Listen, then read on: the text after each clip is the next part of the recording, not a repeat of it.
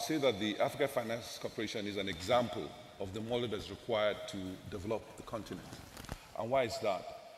It is an initiative led by African governments to find solutions for Africa's infrastructure deficit. And it's in partnership with African financial institutions. And with that combination, we've been able to take the lead in developing to de-risk opportunities in infrastructure, natural resources, and industrial assets for the continent, and distributing those assets to global investors across. And on the back of the very, I would say, rigorous prudential ratios that we have and our excellent operations, we've maintained an investment grade rating that allows us crowding capital from international markets. What is important is that we're focused on structural transformation of the continent.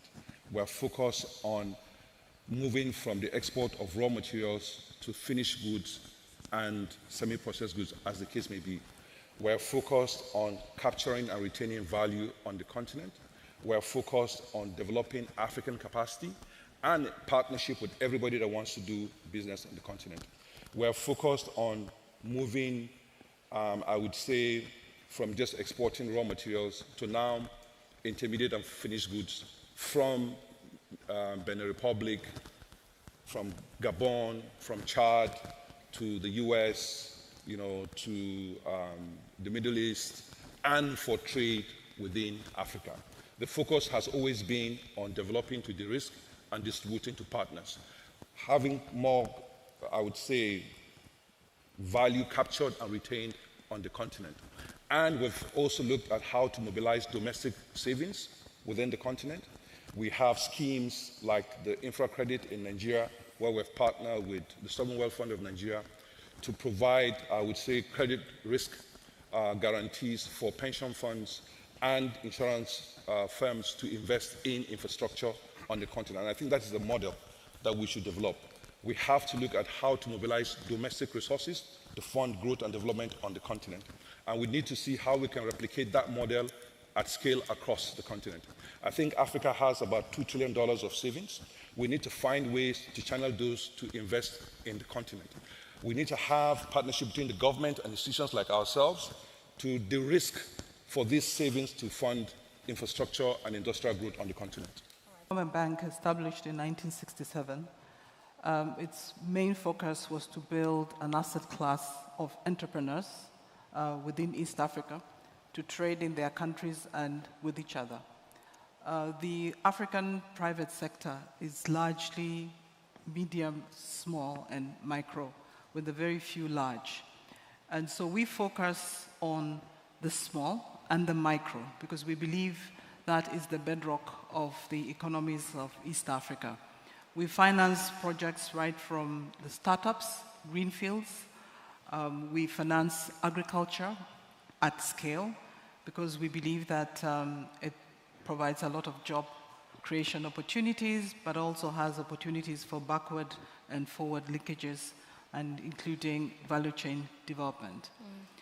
The East African community is very vibrant, and there's a lot of entrepreneurship within the region, with goods and services moving across the border. So typically we are trying to play a catch-up. The entrepreneurs are much ahead of us and always looking for new ventures. Right. The funding requirements, therefore, is quite large, and because of the perception of risk, Africa risk, but even more so at the private sector level, the perception that the risk is very high, and particularly when it's a startup, and a startup in the agricultural sector. So we focus in providing funding to the riskiest, or those that are perceived to be risky, and we also focus on bringing in that funding at the lowest cost possible. Right. So we leverage our credit rating, both in local currency and in foreign currency. We're able to mobilize resources cheaper than many institutions in our region, and we channel those funds at near cost to the private sector in order to enable them to not only just develop the projects, but also thrive and grow. I think the first thing is we're borrowing in other people's currencies. That's the biggest challenge. Once you are borrowing in other people's currencies, then you always have this challenge. The second thing is the prejudice premium that we pay for our debt. We pay much higher cost than most people, and we need to find a way to address that. So part of how to solve all of this, let's look at solutions now. Let's see how we can use, guarantees and insurance to lower the cost of debt. We have done that for African governments. We have issued counter guarantees that allows us to reduce cost of borrowing by over 1,065 basis points. We have used that to reduce cost of debt for multilateral or development finance institutions, by up to 300 basis points. So we use guarantees and insurance to reduce the cost of debt. But what is more important is for us to be intentional about building the financial institutions that will support the development of the continent. And to do that, we need to look at how to mobilize domestic, local currency financing, for the growth and development. Really a sticky issue. It's all about believing ourselves. As Beru just referred to, we're borrowing in foreign currencies. We have to raise the currencies. But even this foreign currency, sometimes it's available. It's sitting with central banks in large volumes. We found out in Afreximbank a few years ago that we could draw on that, so it reduces your need for reliance on others for the resources, the financial resources that you need for the development. So with that in place, what we need next is the capacity to structure, to think the projects through.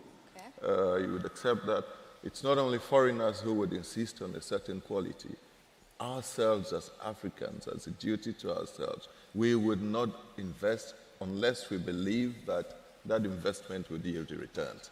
And if that's the case, then the discipline starts with ourselves. But first, we have to be extremely aggressive. And there are times when you actually have to say to others, you do not agree with the way they think, and you're going to take a different course. Now, some years ago, the rating agencies called Standard & Poor's decided that Afreximbank, having applied a certain complex matrix, came to the view that we could not, with trade finance, achieve development. Of course, for us, that was not only counterintuitive, it stood against all what the other economists have been saying about trade and trade as a promotion. So if we had to drop them, it wasn't a very difficult thing for us. We didn't have to think about it twice. You put them aside, and then you seek other ways to catch up. And one thing I also wanted to point out in the conundrum that you described is that in Africa, apart from the risk premium and the cost of funding, we also have a challenge in that a number of the projects, the large projects, are supplier-driven. So at the end of the day, we are price takers. We don't structure the projects in a way that we actually understand the true cost of the infrastructure. And so by the time the financing is closed, we have a bill, say if it's a road, the cost of a kilometer in Africa for the same sort of physical structure is much higher than elsewhere. So I think as development banks, we need to build our capacity in terms of structuring these projects, but apart from just de-risking them, actually getting the price right. And I would also say, in terms of raising overall funding in the region, many of our commodities are priced outside our regions.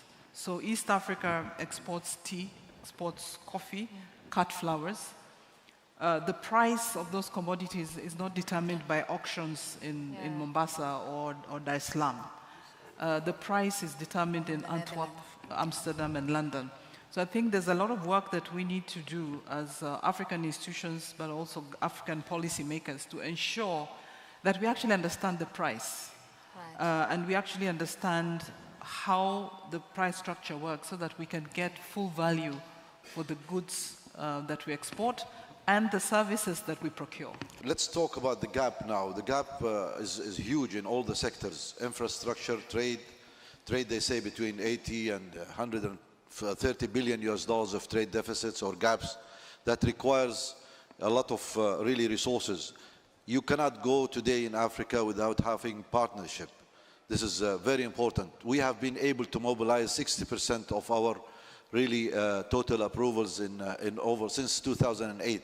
That is around 45 to 50 billion US dollars. How this has happened? Because we know there's a lot of challenges, but it is the trust actually that the partners, we have almost 85 to 100 partners, financial institutions, MDBs, bilaterals, multilaterals. So they have trust on us that we've built over the years, you know, a AAA organization that is really doing its job in Africa very well. By the way, people think that mobilizing resources for Africa, it's difficult. It is not. It is actually that you know how to do the job in Africa and whom to deal with, and the trust that you have to build with your partners. Okay, this is number one. Number two is that all over, I have been working 40 years in development banking, and I have never had any default from Africa. Wow. That was never. I can trust you in trade finance, we have 0 NPLs. What happened is that because our partners in mobilizing resources, they trust us, and we trust our member countries. Okay. So when member countries do not really come up to that trust due to any reasons, the whole system will collapse. All right. It is a fact that we have to face. Predicated on having strong national development banks. And in that respect, we look at three things. The first one quickly is financial sustainability. Clearly, development banks always have that dilemma and walk the tightrope between financial sustainability and impact. We are very clear that for us, it's financial sustainability first. So even as stressed partners, we only can support to the extent that we have retained earnings, we have profitability. And it's that discipline, that core discipline, that is important. And once we go in first, as first risk, then we call in friends and family to come and support. Okay. The second point, very quickly, again, is about the importance of bankability. When we start supporting transactions and initiatives that are not bankable, we do ourselves a disfavor. Okay.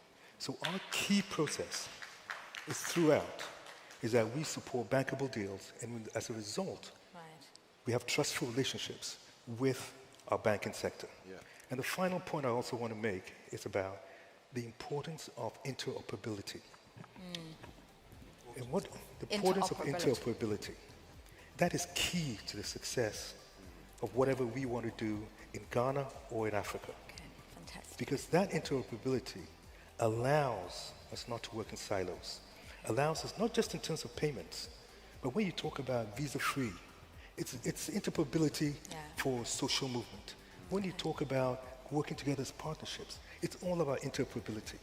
And when we focus on that, and I think to the credit, and I'm not just saying that because Prof is here, Afreximbank has really led that initiative in interoperability. Fantastic. Link the situation in the Caribbean with respect to debt, risk, and opportunity, particularly the private sector.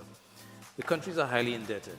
One of the reasons is that they've had to finance a lot of their resilience building projects in the aftermath of the disasters with debt. So they don't have the fiscal space to do more. Social and economic infrastructure suffers as a result. So there's a need for us to be able to mobilize large amounts of concessional, highly concessional financing quickly. We as a development fund have a critical role to play in doing this. We cannot avoid taking some risk ourselves. So we have, for example, taken a first loss in a facility that we've established to crowd in private sector financing for building resilience. So that's another thing that we need to do as development finance institutions, take the risk and crowd in the private sector. And then ensure that as we move forward with this Global Africa Trust, for example, that we don't expect the governments in the region to be able to bring any money to the table on public-private partnerships, except if they can access it at highly concessional rates. Okay. Let me just give you a quick example. Transportation for tourism. Many of the countries in the Caribbean have had to subsidize flights through minimum revenue guarantees. That cannot continue into the future. We need to find a system that allows the private sector, for example, to take up excess inventory on airlines and trade that and make up the difference, and maybe even use the payment platform to settle the payments, and don't expect the government to be able to come to the table and to get money out of their limited budgets to subsidize these flights. So I think we need to get private sector solutions in accessing these opportunities through increased trade with Africa and the Caribbean.